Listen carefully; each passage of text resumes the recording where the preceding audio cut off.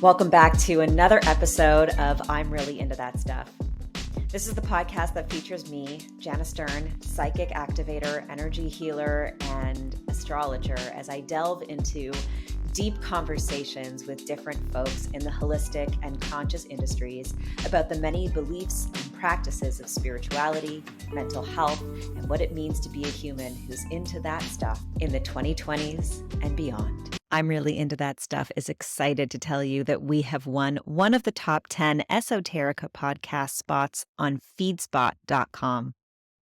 Check out the whole list at blog.feedspot.com/esoterica_podcasts for the whole list. Thanks to our friends at FeedSpot for this incredible honor. Welcome back to another episode of I'm Really Into That Stuff. I'm your host, Jana Stern, and I am joined by the beautiful and wonderful Tanya Sisson. Tanya is a Level 4 quantum human design practitioner, a breathwork specialist, an EFT specialist, a gene key specialist, a sexual wound, self-love, self-worth, joy, and vitality witch who is focused on bringing balance of masculine and feminine into the world, doing a bajillion things for all of the people. I am so excited that you are here. Thank you so much for joining me. Tell me a little bit more about yourself and how you got into that stuff. Oh my gosh. Thank you for having me here. I am also excited to get to play with you today. Gosh, it was probably back in 2017, 2018 where, I just thought I'd gotten to this point in my life where I had all my shit together, but there were still so many things that weren't quite what I wanted them to be. And I was feeling some stickiness around it, especially some health issues. And so I read Dr. Joe's book, Breaking the Habit of Being Yourself. In that book, he talks about 95%, especially by the time we're at least 35 years or older, that 95% of our behavior is unconscious behavior. And only 5% of it are we actually conscious for. And so this other 95%, we're essentially running habits and programs and just beliefs in the background, like some software that's running on your phone or an app in the background, and just like, this is who you are. And I was like, well, shit, if that's who's running my life, I'm fucked. If that girl has issues. Yeah. I'm like, what is she doing in the background that is keeping me from having the money I love, the love that I want, the health that I want? Health was a big thing for me. Money wasn't as much of an issue, but my physical body and health. And, I was looking at my genetics and thinking, well, I'm kind of screwed there. But then I've got Dr. Joe telling me that maybe I'm not. And so I'm like, well, how do I get conscious? And so I remember almost like sending out this cry to the universe, like, how am I going to figure out what I'm thinking about if I'm unconscious about it? And so I would set these alarms on my phone and they'd come up and I'd be like, okay, what was I just thinking about? I don't know. I don't remember. And I was like, shit, this is what's running my life in the background. And so I kept asking, how do I figure this out? How do I figure this out? How do I figure this out? And then I was getting ready to do, so I'd already become a licensed coach, whole person coaching. I had gone through a bunch of trauma training with my coaching because I'd had a lot of trauma in my background. And one of the things that I was going to get certified in was a breathwork training. So I joined this 6-month breathwork training program, at which time I was introduced to gene keys. And I'm like, what is this gene keys stuff? What is it talking about? Gene as in Gene. And I'm like, well, my genetics are fucked up, so I'm curious about this. And as I started to explore it, I have a friend of mine who was interested in human design. And she's like, this gene key stuff sounds a lot like human design. Do you know what type you are? And I'm like, what type I am? She's like, yeah, do you know what type you are? And I'm like, no, but how do I find out? Right? Being super curious, because I've always been into like the mystical. I've been clairvoyant, clairaudient, claircognizant, all the clairs. And so she ran my type. She goes, oh, you're a manifesting generator. I'm like, what is that? I was like so curious. what does it mean that I'm a manifesting generator? And what do I do with that? She's like, oh, and you're a 4-6 profile. I'm like, what does that mean? I just got all kind of like tingly and excited about it. I didn't know why. I had no idea how it would impact my life, but there it was. And she became like my new best friend. And then she told me, well, I'm a projector. And I'm like, what does that mean? And so she started helping me understand as she was learning to understand her design. She's a 3-5 projector, splenic projector. Should have projectors. Yes, exactly. So I'm like, what does that mean? And she's like, well, I'm not supposed to work like a 9-to-5 kind of job. And I can be subject to burnout and I can be subject to bitterness if I'm not invited or if I try and inject myself into like I'm supposed to help guide the world. But if the world's not asking for my guidance, it can make me bitter or I experience these things or other people experience it from me. I'm like, oh. And then I learned my not self language from the human design perspective of being both frustrated and angry. And then learning that I was basically a hybrid type between the generator and the manifester. I'm like, oh, great. So I'm Jekyll and Hyde. That explains a few things about my childhood. And then finding out I had this 4-6 profile, which I'm like, well, what does that mean? And the 4 was like, everything in your world is about being in relationship. Everything is about the opportunities that making connections. And the 6 is all about like having a very variable experiential variety of experiences in youth that you then have to sort of like take into your inner laboratory and extract the wisdom and knowledge from those experiences, heal from those experiences, and then become a role model for others. And I was like, this also sounds very much like what my life before coming into coaching and all of that was. I spent 30 years as a nail artist and a teacher. So I would teach chemistry to people that are like, I don't know chemistry, I just do nails, right? Sort of devaluing themselves. I'm like, no, you picked a specialty. Because in the beauty industry, there has been a big stigma around like, do you do hair? Do you do aesthetic or just nails? Right? It's almost like the stepchild in the beauty industry.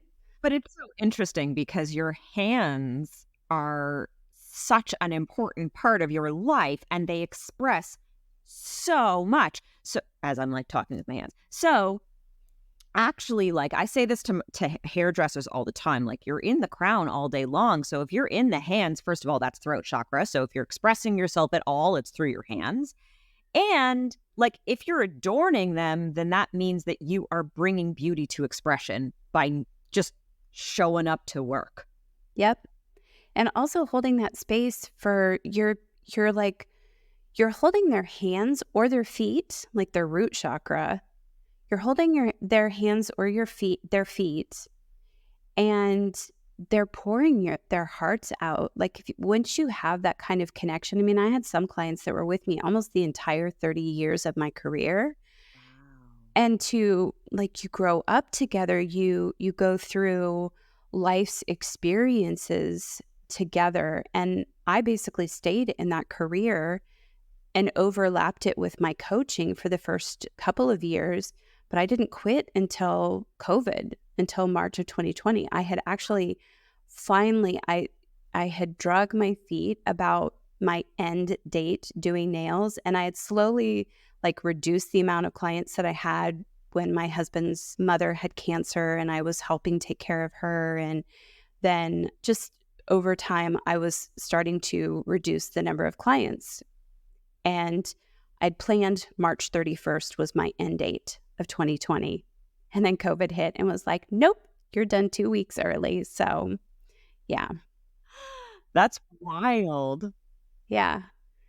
It was switching from one life to another, but at the same time, I really was able to graft onto the experience that I had building that career for 30 years Yeah. and understanding how I work as an artist. Because First and foremost, like at the base of everything, I am an artist, and creativity and expression of beauty are like my highest values are all around love, creativity, enjoyment, pleasure, which then once I started really learning about my chart and how I'm wired, which is fairly unique, only 11% of the population has a configuration like mine, which is called a triple split. And so as I started learning about the system of human design and starting to learn about how I was wired within that to have variable experiences in some areas and then consistent experiences in others, suddenly my whole life started making sense. And I was like, oh, yeah, I asked the universe, how am I going to figure out this other 95%, what I'm thinking about, how I'm being? And that's when human design and gene keys came into my life. And so now I use it as this tool and system to sort of like foundationally start that self-discovery process, understanding what potential conditioning issues you may have had that are outside your awareness. Also, what potential conditions or patterns are embedded because you're defined in these areas and they're so like who you are that you don't recognize that that's the case. I oftentimes use the analogy like if you came up to a fish at a pond and you said, hey, fish, how's the water? The fish is like, what the fuck is water? Right. Right? Because they're in it, it's in them. It's just so a part of who they are that they don't see a separation. So, Right. Yeah.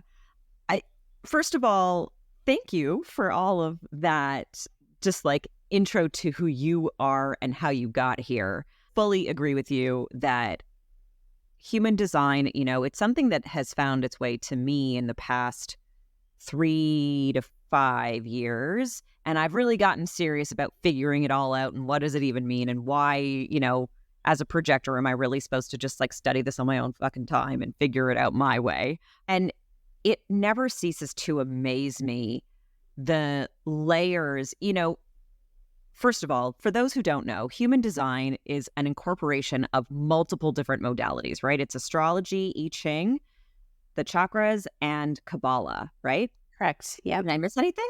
I don't think so. Look at me go. And it offers so many different beautiful insights into, yeah, exactly like you're saying, how you're conditioned and those unconscious ways that you're showing up in your life and the opportunities that are available to you to then shift into or out of who you are being or who you want to be and where the dissonance is between those things, right? Yes. So The challenge sometimes. yeah, especially when you know, oh, I don't like that I have anger the way that I do, or I don't like the way that I am short fused, or whatever it might be. We all have things about ourselves that we don't like. I'm curious for you, I know that you've studied this, and being a level 4 quantum human design specialist is like a big deal. There are only 4 levels, I believe. And I know you've gone even over and above that with other learnings and teachings, and the gene keys, I'm sure, adds a really interesting layer to it. It does. How does it weave for you when you're with clients? Like, where does it show up for you that you really have? Because you do. When we first connected, you were just this and this and that and this and this and gate and that gate and this thing and these things and da-da-da-da. Like, you're just putting it together in a way that's really, really, really magical. When I asked before we started recording, it was like, can you, kind of tell me who you are? And you were like, I'm a magic pixie, among other things. And I was like, you're not wrong. It's true. You are. So I want to know a little bit about, how human design, quantum human design in particular, and gene keys and human design, and even all of the like EFT and breath work, how does it weave together for you? What is it really helping you to like give and be? What a great question. So it's always evolving for me and how I see things. Part part of my chart, when energy enters into the root, to the root chakra, to the root in the chart, my energy immediately goes up through the gate of the 58, which is all about joy, but at the shadow, it's disappointment, like just being disappointed with life. And then that heads up to the 18 in my spleen. Our spleen is all about our intuition. It's also about instinct and survival. It's the oldest system that we have as human beings, where we're operating from being able to recognize habits and patterns. And in the past, that habit and pattern recognition kept us alive. So I have that hardwired into my chart as one of the things that I always have consistently. And when I moved out of the shadow of the two expressions, so the 18 is all about perfection. The 18 is also about, like, we think of perfection as, oh, this is absolutely perfect.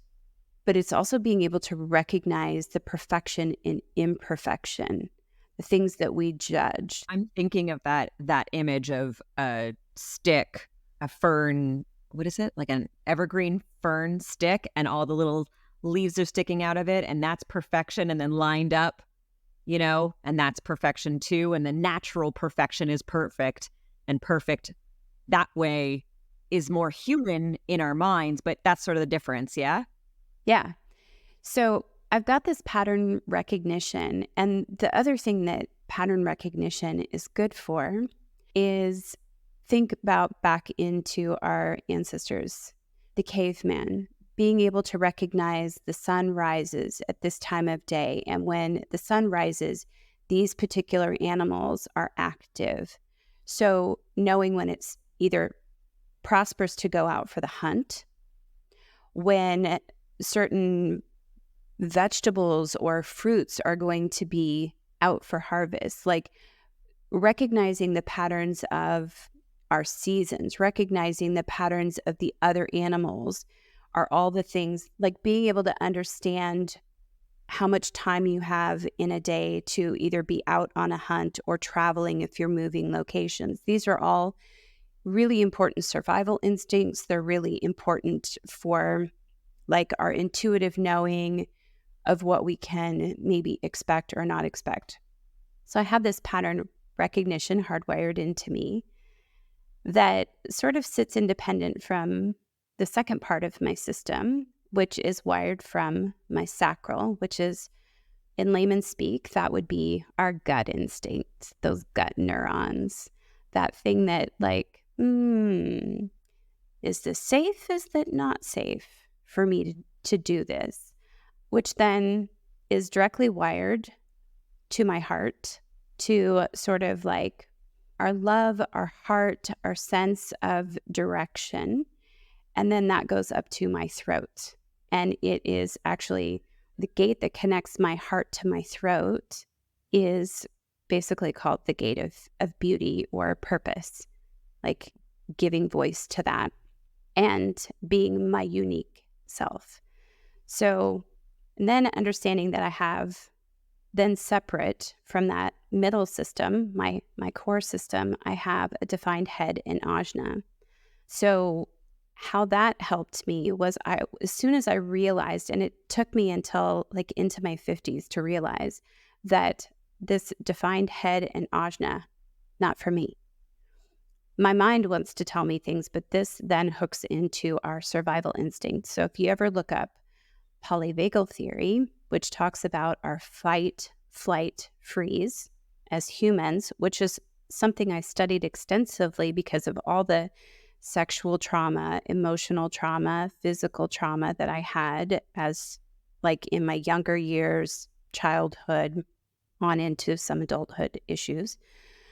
Understanding how our minds operate to basically manage our physiology, the stories we tell, the beliefs that we have, the things that are keeping us safe are programmed by the mind. And I've got a fixed head in ajna, so the thought that comes in, and then the way that I process that, the way that I take these ideas and turn them out, learning how to use my mind. So mindfulness was a big part of the components of like meditation, getting to know yourself, having intimacy with self, like into me, I see. So the human design component gave me like a blueprint, a structure to understand the energy in my body. Gene keys, I love the depth in which Richard Rudd gets into each one of these keys and talks about the shadow, the gift, and the siddhi that comes from it. Siddhi being Siddhi? Yeah. It got me to be able to start embracing some of the shadows that I had, the things that we shove down because we're like, I don't want to be angry. I don't want to be known as the angry girl, or I don't want to be known as the defensive person because that breaks connection, which is something that we're wired for. So it's been this interesting weave of like human design gives me sort of this blueprint, this schematic to be able to understand how my energy moves. And then also one of the other super fun things I love to do is then blend charts. I like to take apart a chart completely and look at it in from all different kinds of facets and angles in the holographic chart. But then I also like to put charts together. Like how does my energy work when I'm with my husband, or when I'm with my bestie, or when I'm with it, So understanding that blueprint, bringing the richness of the study and the acceptance of the shadow. Like you only get a gift from a shadow. You can't have the gift without the light and the dark component. Sun and moon makes up a whole system. And then weaving in the inner child work, which I started with. I started with inner child work to go back and rescue those parts of myself that were like the little 8-year-old me that was molested and then received money to be quiet. And all that did for my money story, as well as my feminine story and my heart and the value of the love and the light that I give. And then like the mindfulness, being willing to look at myself in my darkest places was absolutely essential. And then understanding the masculine and feminine and how they work to move out of the cycle of victim and abuser. Because what a lot of people don't realize is that a victim cannot exist without an abuser, and an abuser cannot exist without a victim. Been talking about this a lot lately. Yes. And when we're only seeing the aspect of ourselves that is the victim, and we're saying somebody else needs to take responsibility for how they victimized me, they're not recognizing the fact that there's a self-abuser in there as well, because the masculine and feminine exists within us. We have the light and the dark. And so if we're only focusing on the victim, then you never need to take responsibility, and it never changes, and the cycle repeats forever, and you hate yourself and you feel justified when things don't go your way because you're like, why am I in this place again? Oh, another, what do they call them? Another narcissist in my life. I'm like, yes, you have a lot of narcissists in your life. Guess who the fuck is the narcissist? Okay, get yourself together. Oh Get my it gosh, together. Yeah. If people are looking at me because of the color of my skin, or the gender that they believe me to be, or the ethnicity, religious background, like it's all, there's going to be an abuser in there with your victim. And if you want to upgrade to give and receive, if you want to start growing and expanding your world and moving past being stuck in that victim state, you got to be willing at where you're also being self-abusive. Right. And let me say this. In a world in which we have been clearly from the top down abused by everybody has a trauma story. Everybody has experienced something. And even if you have led a picture perfect life, if you've ever opened your phone, watched TV, watched a movie before. You've been projected at in a traumatizing kind of way. So we've all got something. And where I'm feeling the collective moving right now is like, how are you taking responsibility for yourself in that? Because yes, each and every one of us, not only have we all been victims, we've also all in some way or another been a villain.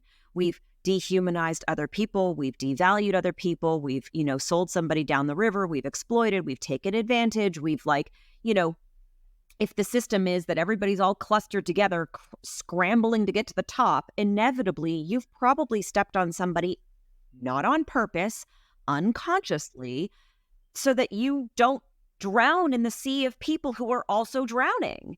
And the more that we take ownership for ourselves, and as you're sharing all of these things that you're sharing about, the different things that you know and do, it's very clear to me that, the work you've done is very multifaceted, and understanding that the things that happen to us in our childhood, and even the things before childhood that have happened to us genetically in our coding, those things show up for us over and over and over and over and over again. And as humanity is moving into this like new way of being, in order to clear it all out and to find the balance of the good and the bad, the light and the dark, the masculine and the feminine, all of these dualities, the balance doesn't lie in negating one or the other. It's in bringing harmony into them both. And it's not an easy process, but it's necessary. Yes, absolutely. Yeah. Tell me what you're feeling on that. Say more. Oh, like my whole body is just like all tingling and lit up because yes, this is it. I mean, I had to start asking myself, where am I responsible? Why should this have happened? So first I'm just going to say, so many people are like, oh, you should give a trigger alert. And I'm kind of like, life's a fucking trigger. Like nobody gets a warning for life. So, but consider this your trigger alert. I also imagine that before whatever happened to you, nobody was like, babe, guess what's coming? Yeah, exactly. Go on. Guess what's going to happen? There's going to be a man that is going to walk into your bedroom when you're like 8 or 9 years old and touch you, and you're going to be frozen. And then he's going to offer you money to keep your mouth quiet, and you're going to take it. And then you're going to carry this shame for 46 or 47 years before you're going to figure it out. Trigger warning.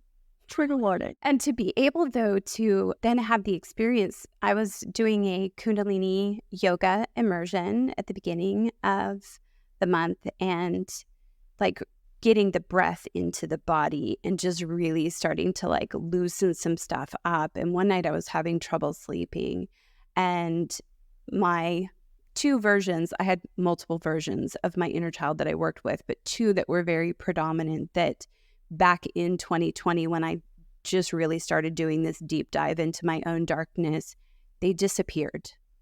I watched them grow up and then they were gone. And so I had this experience on the mat where the week leading up into the immersion, that image, I always saw it from a witness perspective. It was always, I'm standing over here, I'm watching the man walk into my room. I'm as a child laying in my bed, and I'm always watching it from the outside. Associated from it. Absolutely. So I started asking myself that instead of saying what most people would say, that shouldn't have happened to you. That shouldn't have happened to you. I'm so sorry that happened to you. I started asking the question, why should that have happened to me? What was he really looking for? Because for the longest time, at the root of who I am is joy. In my highest expression, I'm light. I am love. I am creativity. I'm wired for that. And I'd been doing a lot of remembering how I was as a child. I was just sensual. I was love. I was bright. I was joyful. And I'm like, what did he really want? All the light. He wanted all my love and my light and my creativity and that way that I would make men feel. And I was like, This is why men always wanted to touch me. They weren't necessarily wanting to touch me in a way that was inappropriate, but that's the only way they knew because they had their own wounding, right? Right, right, right. So I'm like asking, why should this have happened? And so one of the nights in the middle of the immersion where I couldn't sleep, I came in and sat on my mat and just kind of dropped into that space and was curious. Okay, I can't sleep. Obviously, something's up. And that scene started to play again. But this time, I'm standing there. The man walks in the door, and the little 8, 9-year-old version of me gets up onto her knees. She comes over to the corner of the bed and she meets him before he gets to the side of the bed. And she puts her little hand on his chest. And she said, I know why you're here. And I'm going to give you what you need, just not in the way you came to take it. And all of a sudden, Oh my God, I got it all over.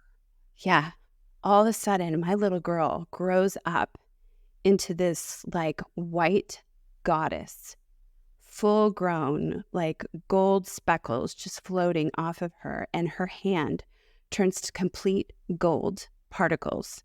And she pushes it into his chest and starts beaming just love and light while she's holding his heart. And then the 15-year-old version of myself, all dressed in black in darkness, comes up on the other side. And this is all happening during the Gemini new moon. She comes in and she puts her hand in and grabs the darkness that is surrounding his heart and the stickiness that's layering that, pulls it out of his heart to just leave pure darkness. And then the light part of me pulls her hand out and the man is just weeping. Thank you, thank you, thank you. And leaves. And the two of them, grown up, powerful, loving, nurturing, are standing like they become a part of me. They fuse in, and I look over at the bed, and where I had always been is just this like black soot. Like she just had completely burned in flames and was gone. This is the power of real healing. Yes. Real healing for this person. This is it's the embodiment. The story you're telling, I'm like sitting, I'm listening. It is the embodiment of sending a person who has harmed you all of the love and the light that you can possibly imagine, from an understanding that clearly, yes, this person did have their own stuff. You know, I talk a lot about, in fact, I was talking about it yesterday. There's only one kind of person that I cannot ever defend, and it is pedophiles. I cannot. You can be into whatever, but if you're into children, you need to get the fuck out. You need to go. And that is, you know, partially because of my own experiences in my own life and also extensive research. My best friend and I both, shout out to her, who lives in Bali, she and I both, hundreds of hours. But I often talk about how most pedophiles have been harmed themselves.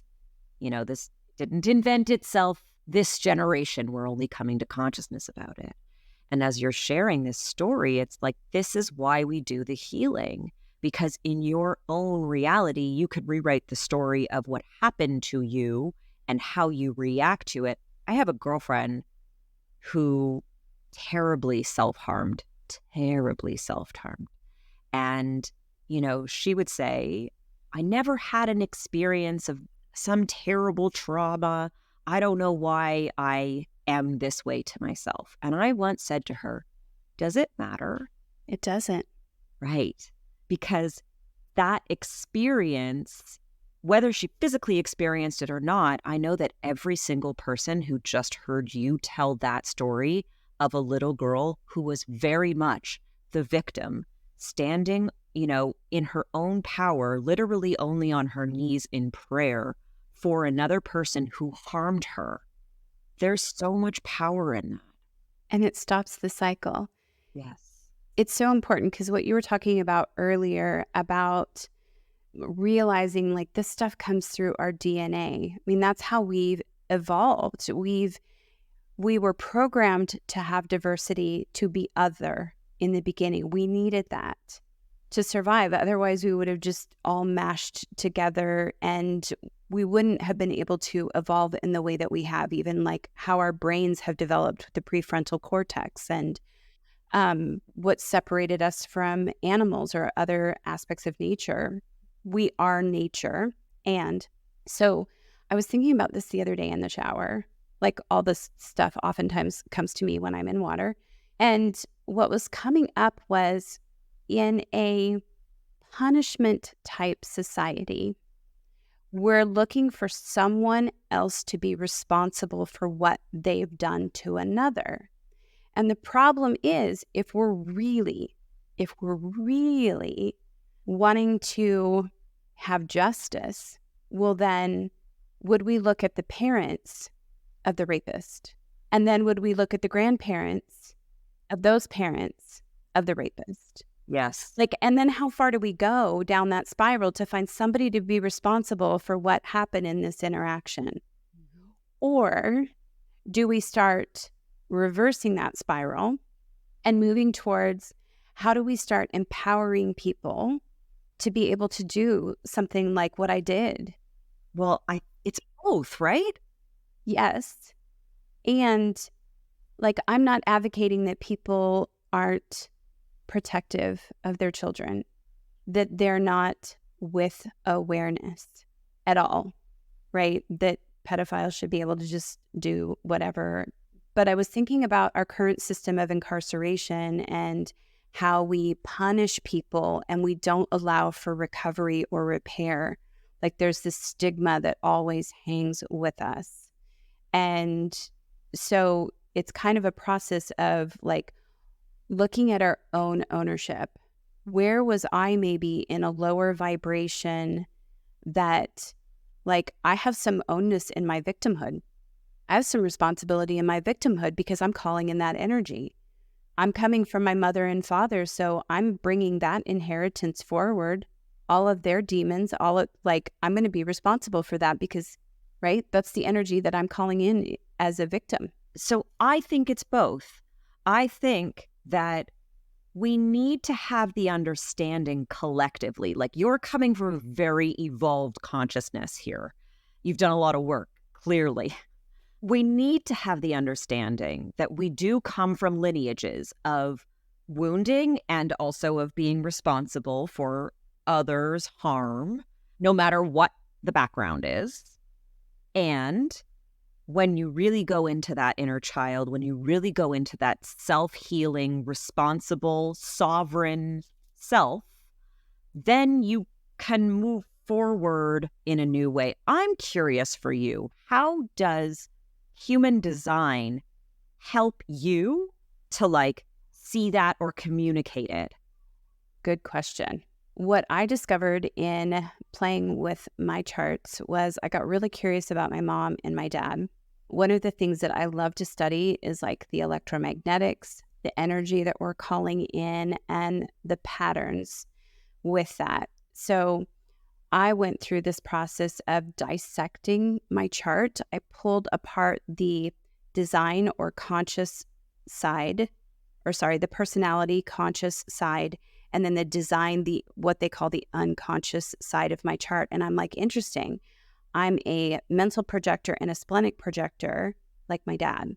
And then I looked at my mom's chart, who's a manifest generator with a 5-1 profile. And I pulled her apart and I'm like, interesting. She's a reflector and a projector that come together to make a manifest generator. And then I, exploring these aspects of where I came from, also looking at like my daughter's chart and noticing some patterns there, and then putting us together, like what energetics did I connect with my mom? What energetics did I connect with my dad? And with my dad, where I had some of my most deepest sexual wounding, not because he touched me, but because he was the one who physically assaulted me and called me a whore when I was 15. like looking at the connection that we had with electromagnetic, he had the 59 that comes off the sacral, which he doesn't have a defined sacral, but he does have a hanging gate that connected to the 6 that's in my emotional solar plexus, which is the channel for war and sex, like the masculine, feminine, war and sex. I'm like, oh, okay. So I had some things to learn from him about that.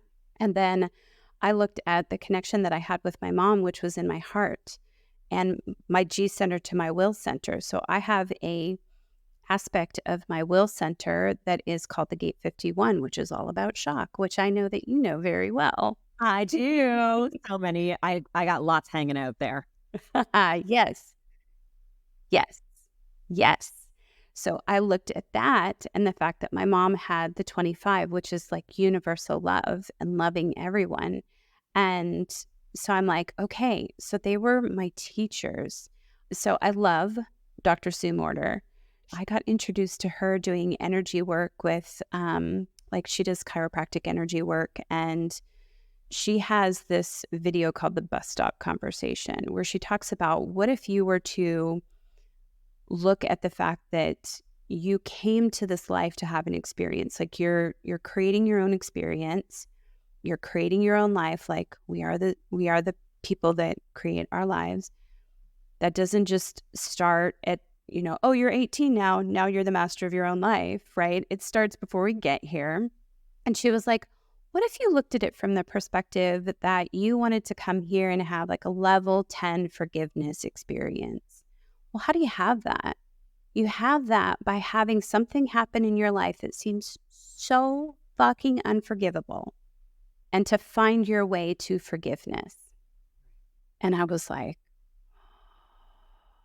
so when I'm in that conscious place of myself, I can be like, how is this happening for me? Why should this be happening instead of why shouldn't it have happened? What might I be looking to learn? And so when I was looking at my parents' charts, and then I was looking at like who I called in to be my husband and who I called in to be my daughter, or who we soul agreed to be for each other, I started realizing like there was this whole journey for me about love and empowerment, that our love was actually, I mean, when you think about what money and health and well-being are, like some people may have millions and millions of dollars, but they can't buy their health. What's going on with their health? That's their energy, their expression, the flow. What's stopping the flow of their well-being? Money is an exchange of value. Back in the day, it'd be like, I'm going to give you a loaf of bread that I baked, and you're going to give me a bag of rice. I'm going to give you my daughter. You're going to give me a cow. Like we had this exchange and we turned it into money. So money is an exchange of value. In this house, we say monergy. Money is energy. Monergy. Yeah. So what am I giving? What is it about me that I have to exchange? My love, my light, my creativity. Like looking at how I was wired for joy, then my voice comes through sex, creativity, and my heart, love. Like I'm literally almost always speaking about love, creativity, and that expression of like enjoying your life and then inspiring people, the head ajna thing, right?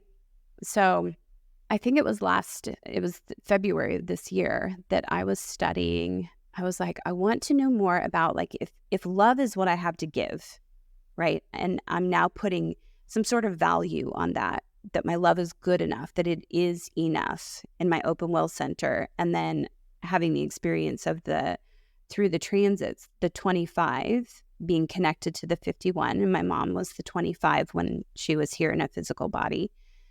And it was like, oh, valuing that love, that spark, that initiation, that I call it the defibrillator channel. That's what it is to me. It's like that thing that jumpstarts your heart and gets you going again, right? Gets your heart beating again, gives you a reason to get out of fucking bed in the morning. And so I'm like, okay, if this is what I have to give and money is in exchange, like what are all the things I need to learn about money, monergy, what was it? Monergy. Yeah. What are all the things I need to know? And what are the beliefs that I've been having around that? Oh, nobody has any money.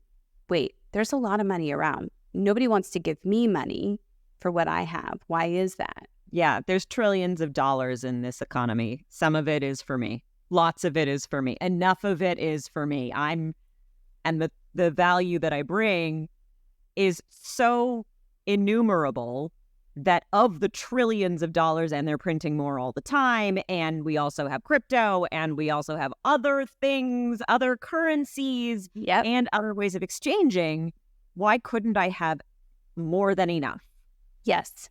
What filter is in the way of me seeing what is actually possible? Because we're surrounded by energy and information. Like, what we see as empty space is not empty at all, right? So I study energy. I study its patterns. I study its movements, which means I'm also studying money, well-being, the flow, the harmony, the balance, the yin, the yang, the light, the dark, the masculine, the feminine, how they give and receive to each other. And so human design has been at the basis of a lot of that, because I now have this ability where I can look at somebody's chart and go, oh, I see how your energy moves and where you may potentially have some issues, just knowing like where there have been societal norms that your energy could challenge, where there have been cultural expectations and history that the way you are wired could be challenged. Right. And then that's it, it empowers people to be like, oh, I'm meant to disrupt. I'm meant to shake things up. I think we forget a lot that we incarnated here and now to evolve all of humanity in a different direction. And it becomes very easy to forget that because we're constantly being inundated with bullshit to distract us from it. But when we remember, these portals open up for us to become quantum in our expression, right?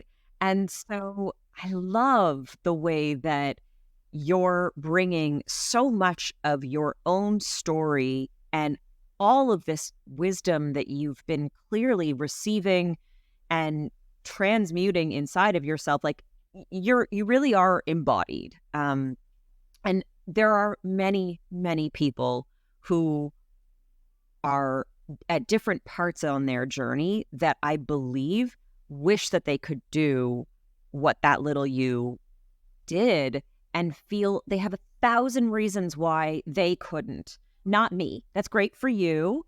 And I'm glad that you're able to, but you don't know how it was for me. You don't understand.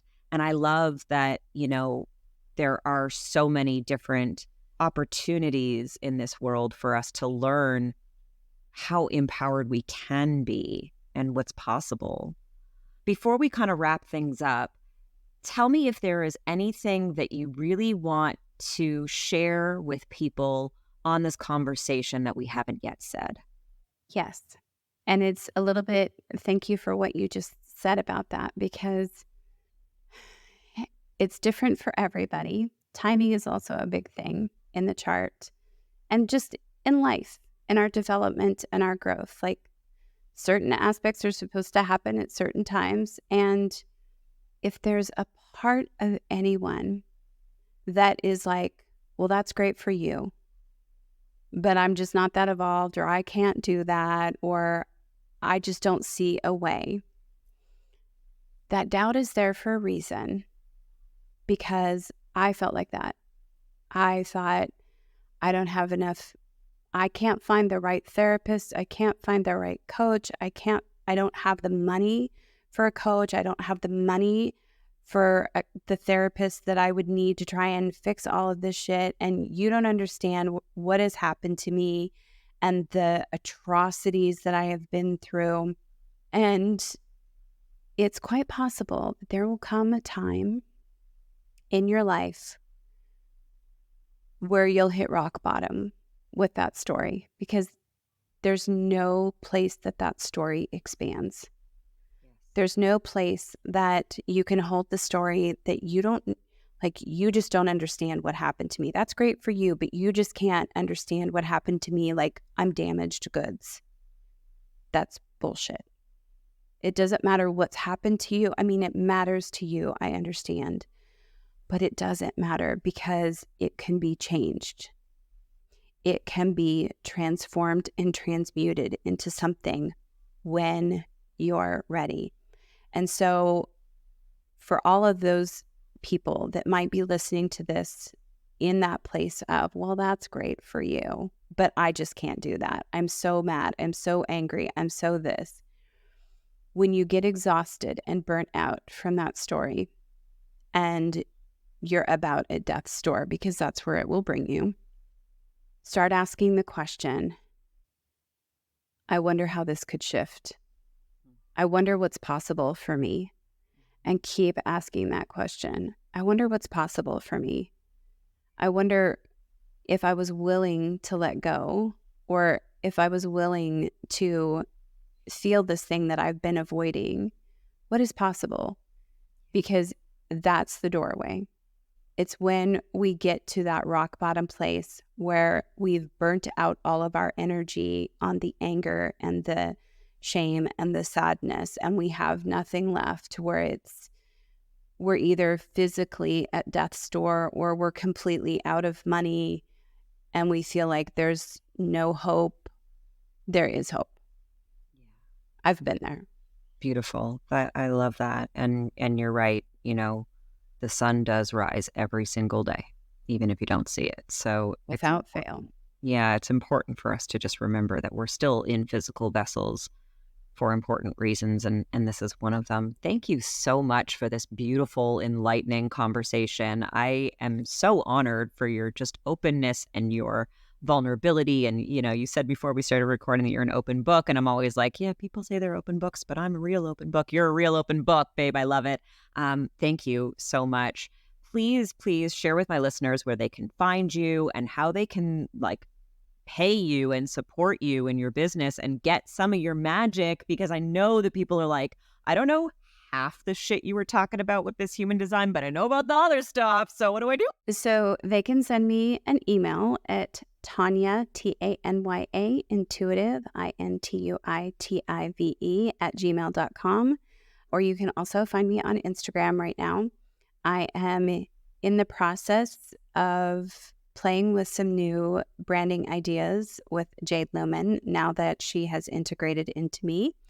So there may be some other delightful stuff coming up. But right now, the easiest way is send me an email and say, I'm interested, and I will send out my PayPal, Zelle, or Venmo links, and people can set an appointment with me. We can arrange a chat, or you can also find me on Instagram and just check me out there. I don't do a lot on social media just because sometimes of the depth of work and the shit that I stir up for people. I like to hold a really safe space. Real authentic on Instagram. You can't really be that authentic. Meta will ban you. The other thing I will offer, and I know that we talked about this at the beginning of the call, is right now there's a space that's been under a lot of transformation. It's basically the space I thought I was building for everyone else. And it turns out it was the space I was building for myself to get me through a bunch of this transition. And I'm about ready. Pretty soon I'll be turning it back over to the public. Is Who University. So you can go to www.whouniversity.com. You can get your body graph chart there. You can sign up for the email for Who University. And I'm not even on my own about page right now on that page, but it is a place that they can go online to run their chart, your human design chart, for free. That will put you in my email box, but it won't necessarily put you on an email list. So if you do want to be on that, you can sign up for the Who University email list. And I will probably start sending some things out more regularly, but that's another option for which to connect. Awesome. The link will be in the descriptions here on YouTube and on Spotify, and wherever you're listening to this or watching this, you can scroll down a little bit and find all the information of how to get Tanya and how to reach her. Thank you so, so much. I so appreciate you. Thank you. Thank you. Thank you all for listening to another episode of I'm Really Into That Stuff. We'll be back in a couple of weeks with another amazing episode for you. We'll see you soon.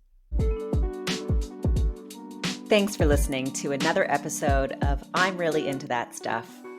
You can follow along with us on Instagram at I'm Really Into That Stuff or on Twitter at That Stuff Pod. And be sure to rate, review, and subscribe to this podcast. If this episode resonated with you and something that you're really into, share it with someone you love. Sending you strength, peace, love, and light until our next episode.